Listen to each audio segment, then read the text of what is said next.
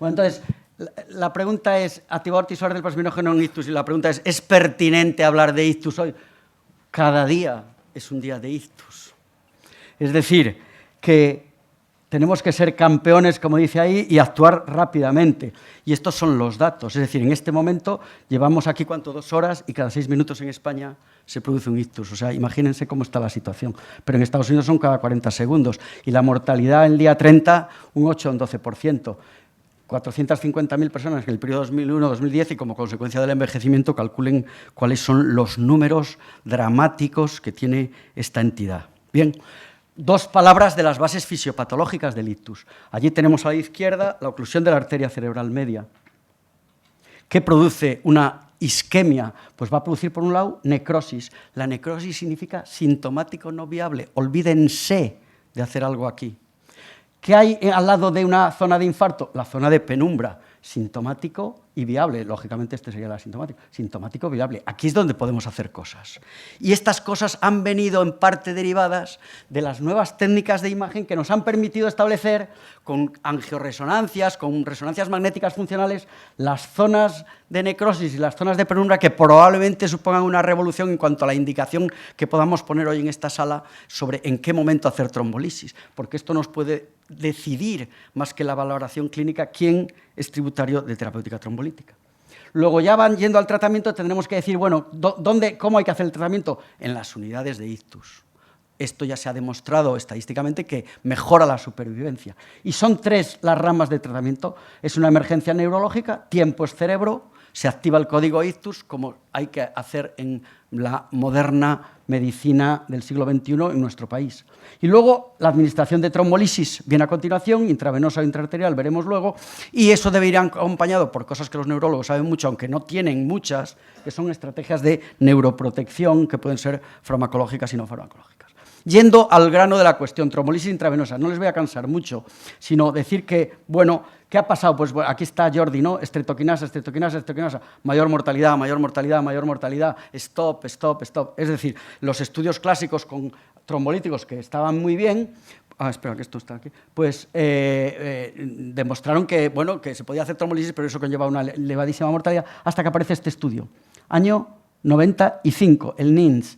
Y esta ya es la dosis que se queda para siempre, con una incidencia de hemorragia intracraneal en torno al 5,8%. Había una mortalidad algo elevada, pero se consideró que el estudio era de suficiente categoría como para continuar con su aprobación, de tal manera que fue aprobado en el año 96 por la FDA y por la EMA en el año 2002. Y esto sería un poco lo que hace el TPA, ¿no? Uy, ¿no se ve la siguiente o qué?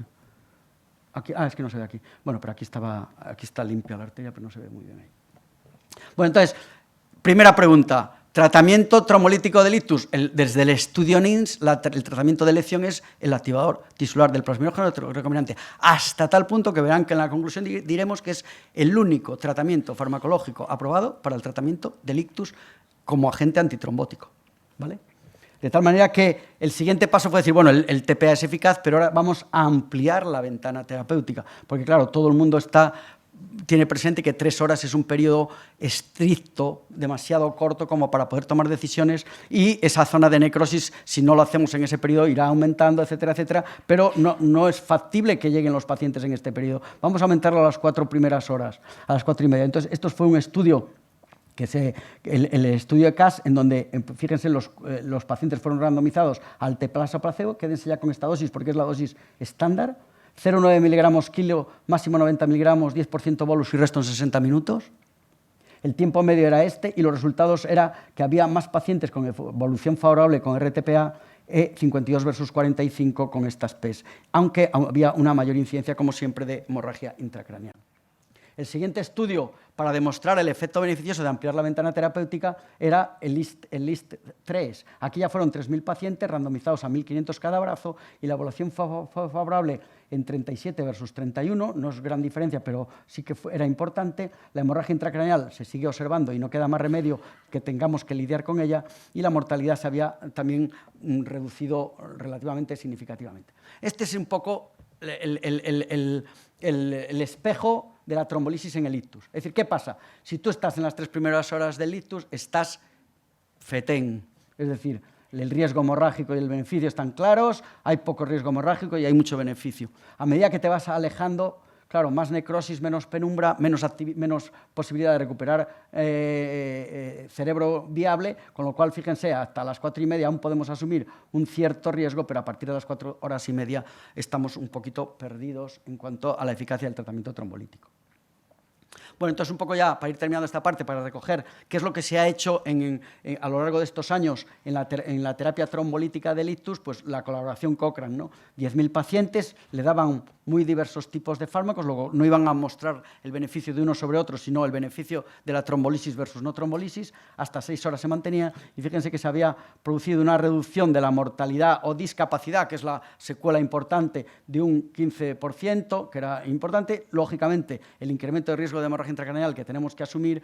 El tratamiento siempre era más efectivo cuando se daban las 3 primeras horas, con una ratio de 0,66, y la siguiente cosa es que no podemos poner un límite de edad a lo que llamamos edad 70 años y contraindicar la trombolisis, es decir, porque los pacientes, incluso los mayores de 80 años, tuvieron un beneficio similar. Y esto se pudo demostrar en este otro estudio de Lancet recientemente publicado, en el que este no es un metaanálisis de todos los estudios, sino solo dedicados a los que han analizado el RTPA. 6.700 pacientes, el tratamiento antes de las 3 horas, mejoría funcional importante, 75%, entre las 3 y 4 primeras se pierde, es ya solo un 15%, lógicamente es más efectivo en las 3 primeras horas, se sigue manteniendo una importante tasa de hemorragia intracraneal y, por tanto, parece que el TPA pues, es la alternativa que permite, de alguna manera, ampliar la ventana terapéutica sabiendo que tenemos un riesgo. El riesgo del TPA es doble. El riesgo del TPA es, como les he contado, hemorrágico, porque no es un fibrinolítico muy selectivo y, por tanto, induce hiperplasminemia, pero además neurotoxicidad. El TPA actúa sobre unos receptores en las neuronas que se llaman NMDA. El TPA tiene una gran afinidad por los receptores NMDA, de tal manera que una vez que se unen los dos, él está lisando el coágulo, pero además induce neurotoxicidad. Y esa neurotoxicidad los cardiólogos aún no saben cómo enfrentarla y probablemente en la última parte de la charla lleguemos a alguna conclusión. Luego yo he dejado estas recomendaciones porque son las recomendaciones más recientes de Stroke, son las recomendaciones americanas, que dicen que el TPA intravenoso, el que les había dicho, se recomienda con este grado de evidencia para pacientes tratados en las primeras 3 horas desde el inicio de los síntomas. En los pacientes con 4 horas también se pueden seguir beneficiando, aunque son los de 3 horas, ¿no? Es tiempo dependiente, debe ser iniciado tan pronto como sea posible, y que en el periodo de 3 a 4,5 horas hay un nivel de evidencia, aunque es un poquito inferior. Fíjense que esto es un grado de nivel de evidencia 1A y aquí estamos con un nivel de evidencia 1B. Bueno, esta es muy importante, pero es para la charla, ¿no? Es decir, esto es lo más importante, como cuando les dije, esto es lo que hay que saber, que está en cualquier libro, los criterios de exclusión. El diagnóstico es claro, diagnóstico de ictus isquémico causando déficit neurológico. Inicio de los síntomas, 3 o 4,5 horas. Edad, mayor de 18 años, pero lo que hay que saberse es esta letra, que puede parecer pequeña, pero es la que puede hacer que el paciente viva o muera si no lo hacemos correctamente. Con lo cual, mis conclusiones de aquí son que el RTPA es el único tratamiento trombolítico. Esto ha sido una revolución en neurología. Es decir, en los últimos 20 años, el único tratamiento que ha salvado a los pacientes con ictus es el TPA. Lo queramos o no lo queramos. En los últimos 20 años ha sido así. Entonces, desde el 95, justo. El RTP intravenoso es el único tratamiento trombolítico aprobado para el ictus isquémico de menos de 4,5 horas. El nivel de evidencia es importante.